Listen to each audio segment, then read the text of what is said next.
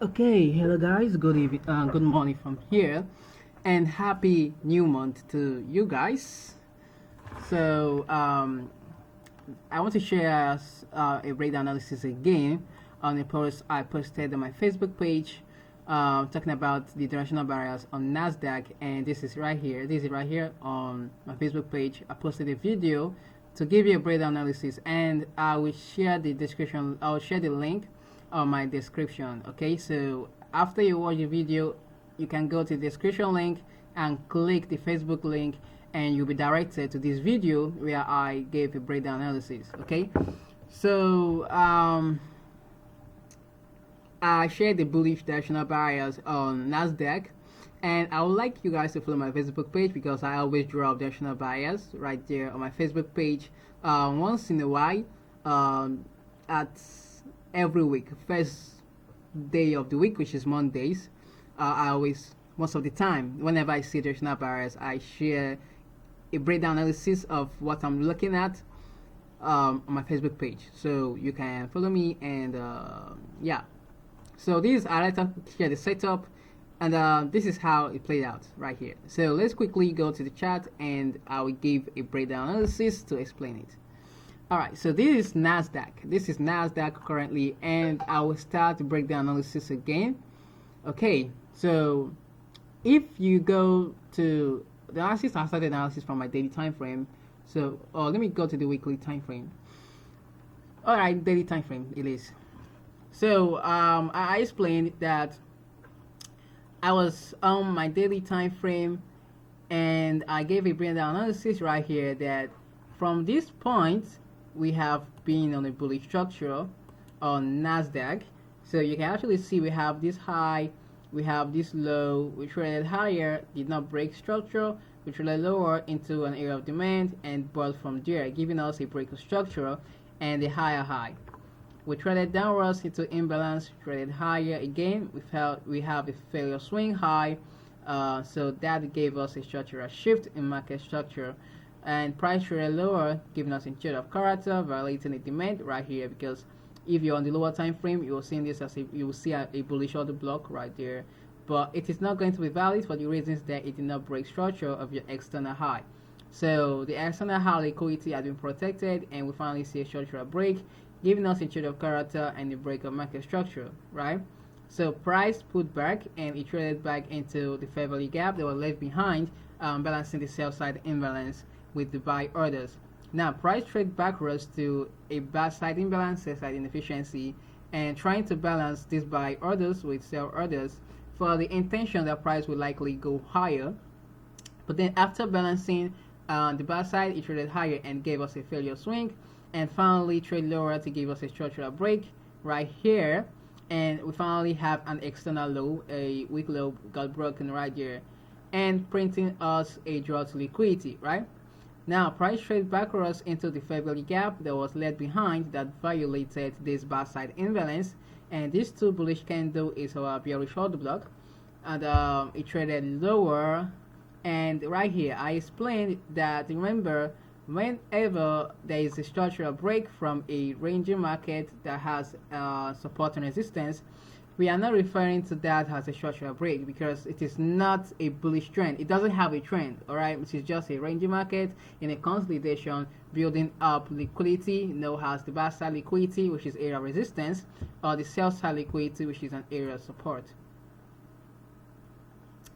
And then if there's a break in any of that area, then that is referred to as liquidity grab and not a record structure, all right? So if there's a liquidity grab, then it will be drawn to the opposite side of that liquidity. So the reason is for this, I'll give you guys a hint on how the institution operates, in which I'll be posting a video about that later on, talking about retail versus the institutions, talking about the algorithm of control, and how the institutions look at the market, and how the algorithm delivers the price. Now this thing I'm trying to explain right here is similar to that of the algorithm daily range, alright, where you have a hunt on previous week, months, lows and highs, and a draw to the opposite liquidity. Now that same daily range of the algorithm can be applied on your weekly candle, so you're dealing at the weekly daily range, alright? So that is by the way. Now, I talked about a break at an area of sell side liquidity or buy side liquidity, which is area of support or an area of resistance. Referring to that as a liquidity graph. The reasons is because we are being deceived by our brokers and some other retail traders that any area tested multiple times makes it a strong area. But I always teach my students that they should apply it in reality, that when you hit a wall with a hedge hammer, does that wall get weaker or does the wall get stronger? Now, what it means is that the wall is getting stronger, it's getting weaker the more that you hit it with your hammer. So that is how you can use that to understand what support and resistance is all about. So has an institution, has the broker works with an institution, has the banks operate, they will not teach you their strategy. They will teach you a retail concept, because we are retail traders. We trade with our own personal funds, not with funds of investors or institutions or private organizations. We are trading with personal funds. So they teach us the retail concept because we are retail traders. Now, the idea that they teach to us is that whenever there is an area tested multiple times, there is an area of support or an area of resistance, and we are expected to buy at that area of support, with the idea that we'll be having our stops below that area of support. Now, referring back to the video I posted on my YouTube channel talking about support and resistance and what stop loss is all about. Now, I say that stop loss below an area of support is referred to as area that has sell order. So your stop loss below an area of support is a sell order. What does that explain? It means that you bought at a particular price level, just like you invest in Bitcoin and hold. You bought an asset at a particular price level. Then if price has to go below that price level in which you bought it, that means you are in loss, and out of the fear of you losing too much money, what are you going to do? You are to sell your asset at that cheaper price level in loss. So because you're selling it at the price in which you do not buy it, and you're also selling it at the price in which you are having a loss because it went below the price at which you bought it. So you sold it off in loss. That is what explains your stop loss. Now, the reason why in trading is this: you gave your broker the right, your broker serves you, all right? So you're telling the broker that if price gets below the price level in which you bought it, then it should help you, they should help you sell your unit for you and then hold so that you won't lose too much money. Same thing goes to area resistance. The stop loss above area resistance, they buy orders, but then it means that you're now buying that order at an expensive price level, so you're having your loss. Okay, so now when price gets to, and also the idea should understand what it means about these things we talk about, that whenever there's a seller, there will be a buyer. Whenever there is a buyer, then there should be a seller to sell to those buyers. So the two must be present for the markets for people to be able to trade. Now, since we have been told that we should buy at an area of support and having our stop loss below the area of support, now it means that retail traders are now trying to buy from this area with our stop losses below this area. So that means we are trying to sell at a cheaper price. And since there's millions and trillions of retail traders who believe in that idea without understanding what it means, we have our sell orders right here, which is our stop loss. That means there are billions of people trying to sell at this area, which is a cheap price level. So what does it do? We start to buy, the institutions are watching, the algorithm is manipulating the price, engineering liquidity in the market. Now it starts to buy, and possibly it could trade into an area where they're having inefficiency, which is area of sell side orders. And then what would they do? It's getting expensive, right? So what the institution will do, the algorithm will do, is trying to sell at that expensive price level to who? To the retail traders who are trying to buy from this price level. So they sold to them, right? They sold to them at an expensive price level, taking their buy orders, right? And pushing price lower to sell at a cheaper price level. So now price gets cheaper, and every retail traders, they have their pending orders right here, which is the sell orders. They are now taken out, and those that have sell stop orders are now activated so that their sell will be activated. So The institution understanding this, understanding that there are now multiples and billions of sellers at this level, what do you think they will have to do? They will have to buy, because they do what? They have sellers. Remember, if there's a seller, there will be a buyer. If there's a buyer, there should be a seller. So since they are willing to buy, then that means they are looking for sellers. And what is our sellers? The retail stop loss, which is our sell orders and pending sell orders. So what are they trying to do? They start to buy at that cheaper price level. They start to buy those that are selling at cheaper price, which is our stop loss. And that's why I said it is not a breakout structure, it is a liquidity grab. Now they are now buying that pending orders, buying those sell orders at a cheaper price, and then they push the price higher, they start buying it. That's why you get to see the impulsive move and the impulsive rally right there. And where are they delivering the price to? The algorithm is to be delivered to an area where we have liquidity also, and it is not regarded as a draw to liquidity. So whenever you're taking your trades, make sure you have liquidity to take and the liquidity to deliver your take profit to. So it is now drawn to areas where you have liquidity pool, which is an area of resistance. And when price gets there, it means that they are now buyers. It is now drawn to the opposite side of the market where there is orders. Now, since there's buyers at the area of resistance, that means the institutions are now trying to sell their profit that they got from here at an expensive price level. They made their profit. They have a profit return. So they are now selling where? At an expensive price level to who? Retail pending orders, retail buy orders, so the price trades lower. Alright? And that is how it works. That is how I can explain it. And I hope you understand it. Now, I explained it right here that means that since there's area support right here, that means not a structure, no structure is found. They are now buying the pending orders right here.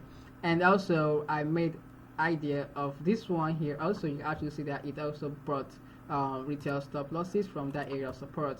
And what do you think? Where do you think the price will be drawn to? I made mention of it drawing up to this high, and I also say to this high where we have resistance. Also, that is my deal range because I'm dealing with this range high and this range low. Okay, so that is number one explanation. You can go to my Facebook page and watch the full breakdown analysis of Nasdaq and my directional barriers. Now, whenever you notice something like this liquidity grab at an area of support or resistance, you have to look for a structural shift. It should print a structural shift for you, and that's what we have right here. We'll trade lower. Some of you would think this is a breaker structure, and you try to sell right here, and you can just see it trade into a balance trade lower. You think you have a breaker structure, price trades into it, a bearish order block, and it fails to break structure. Price now starts to trade higher, so we're having a failed low right here, and then we have an order block printed right here. Now, the same principle, the same theory. You can see we have support level right here, right? So that means there are stop losses below that area, which is pending sell order. So that means there's millions of people trying to sell right here. Then that means the institution will be willing to buy those orders. So also the idea of the true meaning and the real meaning of order block is that in which I explain right here. So they place the sell right at an expensive price level so that they can buy at a cheaper price level to take those liquidity. So what does it do? It's sold for them to buy. Now that sell that occurred to take liquidity, that is what an order block is. That is a valid order block. So whenever you're marking your order block, it is not every last sell candle is the order block, or any buy candle is order block, every sell candle is order block. No, yes, all of them, they're all, you can call them an order block, but how do you know a valid one? An institutional presence. It is right here. They sold to take liquidity so they could buy those stops, and then they trade it backwards to where the order block can start to buy. That is the real definition of what order block is. Okay, so, and also whenever you're looking for an order block, make sure it is not in liquidity, and make sure that you are below. If you want to buy, make sure that you're below where retail trader have their sell orders, which is a stop loss. So since the institutions are here, we have imbalance, and the retail traders are trying to buy this support with their stop losses below right here. Then that means this order block is valid because it means the institutions are buying those stops, right? So it bought and traded higher, came back to the other block. This is the sell candle. It traded higher, trade backwards, and then tap again this other block, which is this news impact, and then it rallied higher. You can see how clean it is even if you look at the 1 hour time frame. I was expecting it to come to this area and start to buy, but it did not. I think it went for a breaker block right there. So the 2 hour time frame, the 3 hour time frame, this is the other block right here, the sell candle. So we tap and we start to trade higher. So that explains it. Now the second explanation is this. Let me go to another broker. Pepperstone. The next explanation is what we refer to as the algorithm daily range again, and that means I was at the weekly time frame trying to notice what happened right here. And I also explained that this is a bullish structure, right? There's no bearish structure because this is a higher high, and this right here now is a lower low because we traded into a favorable gap, and it has been on a strong bullish structure, right? So, God, I'm tired. Now, the weekly D range right here is the same principle of understanding the algorithm D range, which we applied on the monthly time frame. This range right here, alright, this is a ranging candle right here, so you can apply your algorithm D range right here. This took our previous week high, right? So you can find a structural shift right there to take a sell and be targeting these areas where we have liquidity, right? So we are drawn to that previous week low. Now this is our current week, previous week low and previous week high. That is the D range. Now if the price wants to go bullish, then that means this next week, the next week that will open, we show you the directional barriers, and that is true a structural shift. So since previous week low is protected, I'm not targeting previous week high because the lower time frame has shifted. All right, so this is the range right here, range high and range low. So when the week open, you're paying attention to see. I don't like this black bull. I don't like seeing gaps, so I'm trying to look for you know, the one that makes sense. Is it US 100? Right. Okay. Alright, let's just go back to the one that we were looking at before. Okay, let's go back to it, and I don't like seeing gaps, guys, to be honest with you. Alright, so we just take our drawings off. Sorry. Okay, so when the next week opened, you're paying attention to see if it wants to go lower to that previous week or if it shifted structure, and that is the confirmation that it gave you right here. So it left this previous week low protected and it shifted. So that means you now have your directional bias that you'll be targeting previous week high. Alright, that is the D range, range high and range low. If the market shifts the next week, then you can find your directional bias and you target that previous week high. Because when price hunts that high, it can reverse because it is now printing the new week high, range high, and it will be expecting a new week range low to be printed. Okay, so God, yeah, so that is it, guys. I hope you guys learned something from this. Like you guys to go to your chart and practice, okay, and know that you should risk the amount you're willing that you can afford to lose, and always apply proper risk management because trading involves the risk of capital. So yeah, and also you can go and purchase my course on Udemy. The link to the course on Udemy will be posted on the description link, so you can go there and purchase the course and learn all about the smart money concept strategy in a more enlightened way that is being broken down for you to understand. All right, you can go to, even you can click the link, you go through the courses right there. I have liquidity explanation right there, the real definition of market structure, and how you can identify a real structure and what a structure is all about. And yeah, guys, so that is it. So go to Udemy, purchase the link, and study your course.